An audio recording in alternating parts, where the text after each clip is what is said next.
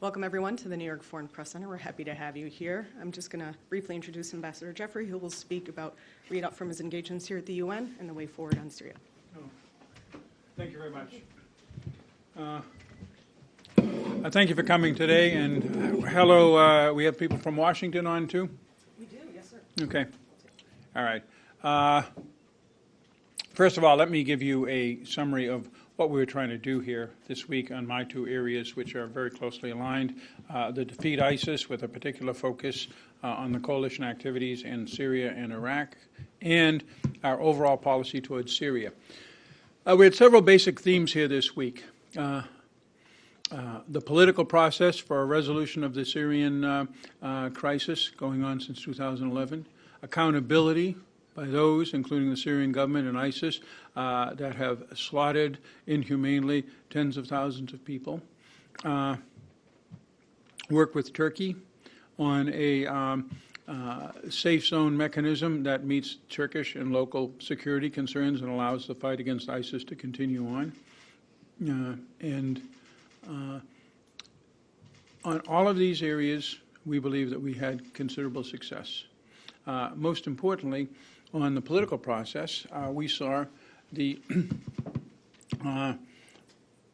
Secretary General announce on Monday that the Constitutional Committee is ready to be formed, and we expect it to be formed in the near future. I believe that there will be a Security Council meeting on this on Monday that Geir Pedersen, the Special Envoy, will address, and we'll learn more then about the details of the launch of this. This is a huge potential, I underline potential, shift in the outcome of the Syrian conflict. Our view all along has been that the Syrian government under Hafiz Assad, or Bashar al-Assad rather, is looking for a military victory, while the rest of the world has signed up in Resolution 2254 for a political resolution with this Constitutional Committee, then free and fair elections run by the UN, and various other steps on ceasefire, collective action against the terrorist threat that still exists in Syria and such.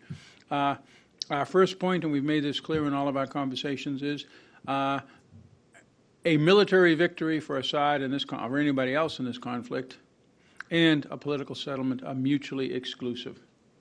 You have to decide, and the time now is to decide, not only for Assad, but for those who support him. This is a message we've been passing on to the Russians, with whom we are dealing very closely on all of this. So, on accountability, I met with Caesar, the famous Syrian, that's his nom de guerre, official who smuggled out the 55,000 photos, and we're working our way through the U.S. Congress a Caesar bill to impose even tougher sanctions on those who are abusing fellow Syrians. We had several meetings on the role of the treatment of women in Assad's Syria, on ISIS's activities in Iraq and in Syria, and on the overall human rights condition that we are faced with there. And finally, the Secretary's press conference yesterday, where he made public our finding, which we just concluded, that the regime had used chlorine gas in an attack in Latakia province on the 19th of May. With Turkey, we're continuing our coordination on the safe zone and next steps. We're pleased with the progress. The Turks would like to see us move quicker, but we're also coordinating with local officials. It's a very delicate operation, but we think that the military on both sides are doing well. I'll stop there and take your questions. Okay, so for Q&A, please state your name and organization before you ask your question. I will moderate that. We'll start up in the front. Heba Nasr, Sky News Arabia. Ambassador, you said that there was a use of chlorine, and the President drew a red line before if there was a use of chemical attacks. What are the options now? Well, at the same time as the Secretary announced that, he said several things. First of all, he announced that we had just imposed new sanctions on a Russian company that was delivering aviation fuel for the use of Russian and we believe Syrian aircraft that were carrying out these inhuman barrel bombings and other attacks on the population in Idlib and elsewhere. So that's the first thing. We're also giving additional funding to the OPCW on its investigatory arm to look into accountability for these things. He also said that the United States is doing everything it can reasonably to ensure that this never happens again. The decision to take military action in any circumstance has to be measured by things. First of all, is it reasonable under the circumstances? How many casualties? When did it happen? How long did it take us to ascertain it? These are all questions that come up under the general category of proportionality. We believe that, first of all, our position that a military response to use of chemical weapons is on the table remains firm. It remains firm with the French, who have affirmed it to us. It remains firm with the British, who sent out a statement generally supporting us this morning on the chemical weapons action. And we think the regime and its supporters understand this. Sir, Razi Canikligil, Hürriyet Turkish Daily. Well, yesterday President Erdogan said, he had given you 2 weeks come up with the plan for the safe zone. Now he says he doesn't trust U.S. anymore. He doesn't think that U.S. will cooperate for the safe zone. He also gave away some booklets yesterday about the safe zone, $26 billion budget and 1 million people settlement. What do you think about these settlements, and what do you think about Erdogan's reaction? I saw an individual had that book. We haven't been provided that yet. The Turkish government has talked with us about, and in fact, the safe zone mechanism arrangements include the return of refugees in a safe, voluntary, and dignitary fashion if they've come from the Northeast. So we're working with the Turkish government on that, as we're working with the Turkish government and the Turkish military on all aspects of the safe zone. We think it is going quite well. Okay, Washington, we're going to go to you. Please state your name and organization. Yes, I'm Cal from Stand 24. Thank you for your time, Mr. Ambassador.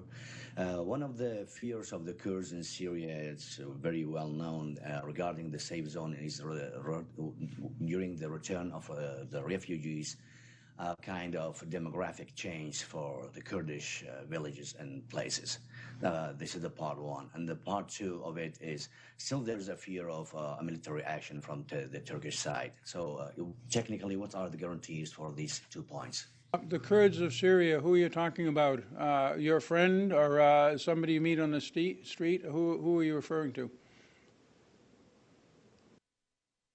Mr. Ambassador, you know that there are too many Kurdish political parties. I mean, just the YPG and the PYD, they're still appraising these questions. Of course. And also the public as media, we know that the public are really talking about this. Of course, obviously it's a subject, but I would point out that I haven't counted them all, but Masoud Barzani, someone I've known for many years and trust, who happens to be Kurdish, has told me that there are 300,000 Kurdish Syrian refugees from northeast Syria inside of northern Iraq, and the Turkish authorities believe that there are several 100,000 Syrian refugees from northeast Syria inside Turkey. I think those people want to go back, don't you? Definitely, that's true, Mr. Ambassador. Okay, back. So this. Ambassador Arthur Macmillan, The National. It's the question. It's about Syria. In terms of military action, you used the words. It's time for the Assad regime to decide. Whether it's a political solution or a military solution, as he sees it. Have you spoken while you were here? Did you speak to the Russians about those options and whether they should be talking to the Assad regime about it? Because he doesn't, obviously Secretary Pompeo's statement yesterday was very significant, but Assad still seems to be quite slow in coming to the table when it comes to politics. Yeah, I'm trying to be careful on specific diplomatic contacts in certain locations and times with individuals and countries. But you can operate on the assumption, certainly in my case, and I would say generally with American and other diplomats, that we wouldn't be presenting these things to you had we not been sharing them with the relevant parties. My comments to our colleague from Hurriyet on the safe zone, my comments to you on the issue of Assad and his choice, my comments to our friend on what we have said with various Kurdish groups and such. We try to do that so we don't make news among our interlocutors through the media, but rather inform you of generally where we are in a way that should not surprise them. How's that for a little tradecraft of what we do? We have tradecraft. It's not as good as journalist tradecraft, of course. It's very amateurish and primitive, but we try. But what would you say to the Russian side in the sense that they're obviously cooperating with the Assad regime in Idlib? Russian planes are taking off and bombing parts of Idlib. You know, well proven. Data has been presented to the United Nations on that fact. There'll be a press conference today from Sergei Lavrov at 3 o'clock where I'm quite sure he will counter some of the things we've heard in the last 24 hours. I just guess I'm wondering what's your message, what you think Russia should be thinking at this point? If you make it to the press conference and he talks about taking the political path forward, ask him why the Russian, I forget whether it was which Russian news agency announced that the Russians are planning on expanding their, what is it, Hamimim air base? Could you, just give that out. So, well, we have somebody, you know about that press report. So what did I say earlier? That pursuing a military victory and the political process are mutually incompatible, are mutually exclusive. I'll stand with that, and I will stand with the fact that people know about it. And our willingness to cooperate in a compromise solution, because that takes us too. 40% of Syria is not in the hands of the Assad regime. Half its population has fled his control to other areas. The country is a strategic disaster. It threatens its neighbors through the presence of Iranians with long-range systems. It has no economy to speak of. Look at its currency. It's at the worst level ever, pegged against the dollar and the euro. And there's no reconstruction money flowing in, and there isn't going to be any reconstruction money flowing in until that country decides to make a decision for a compromised political settlement. We are not going to force it to do that militarily, but I will note that we and others are still pursuing in Syria military actions, not against the Assad regime, but against things that have happened because of the Assad regime's inability to control its own territory and to deal with the uprisings of its people. The Iranians running around with long-range missile systems, from the Turkish standpoint, various terrorist threats they face, and our coalition going after ISIS. Those are all outcomes of the Syrian civil war, if you will, a Syrian conflict, and they present a reality on the ground. None of that reality is particularly positive to Assad. If he wants to sit on top of a pile of rubble in a graveyard, there's probably nothing we can do about it. But if he wants to have anything like a normal country, and if his partners want him to have anything like a normal country, they have to go down the political process path. The Constitutional Committee convening is the first step. And we evaluate that very positively, but we have to see further steps before we know that it is not just a tactical move, but rather a strategic decision. Tactical move versus strategic decision, the jury is all out. Ask them today at 3. Hi, Alexei Bogdanovsky with RIA Novosti Russian News Agency. Okay. What will be... Oh, you can ask him in Russian. Probably. Okay. Yeah. So I'll give you a list, okay, of things to ask. Why not? My question is, what role will the U.S.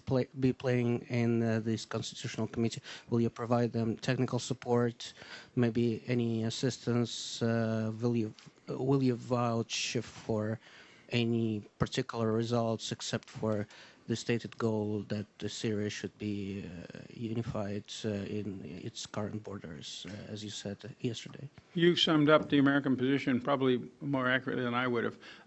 The relevant resolution 2254 says that this process in the end has to be by and with Syrians, and we fully believe in that. We will provide whatever support to the United Nations, which has the mission of facilitating that, specifically by Special Envoy Geir Pedersen, in any way that the UN asks us, and we assume other Security Council states and the rest of the UN will do so as well. Okay, we'll go back to Washington for a question.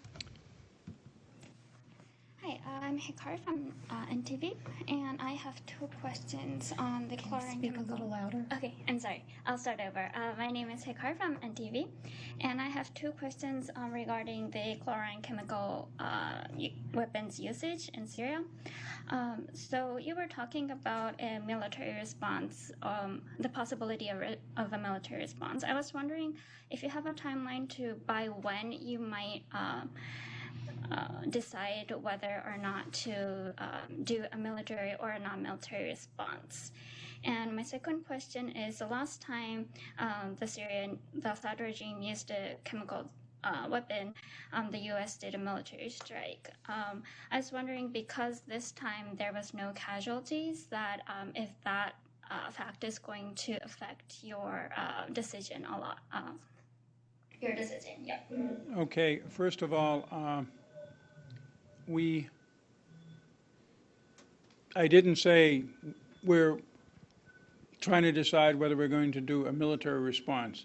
At the moment, we have taken the actions on this particular use of chemical weapons that we think, as to quote Secretary Pompeo, are reasonable. However, just so there is no confusion, just because this time we didn't use a military option, that military option remains very much on the table in response to a chemical weapons attack. Again, the circumstances will determine not whether we will react, but how we will react. There were casualties. There were 4 people injured or suffering from the effects of chlorine in that attack, but there were no fatalities. Okay, any other questions here in New York? Thank you, sir, for your time. We will send the transcript once it becomes available. Thank you. Thank you all.